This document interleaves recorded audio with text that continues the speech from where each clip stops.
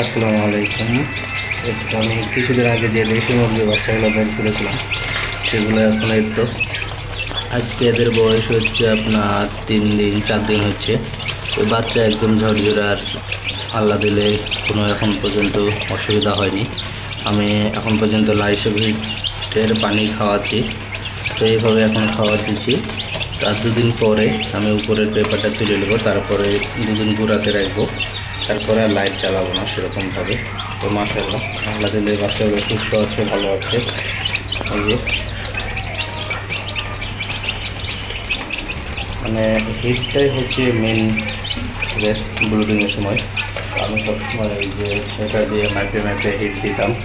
তো এখানে এই যে 36.3 দেখা যাচ্ছে। তো আমি এটাতে আদ্রতা মাপতাম যে কত আদ্রতা আছে, কেমন আছে। মাশাআল্লাহ আমি সবসময় 37.7 রাখতাম। তো বাচ্চা একদম ঝরঝরা, আলহামদুলিল্লাহ আল্লাহ দিলে ভালো আছে।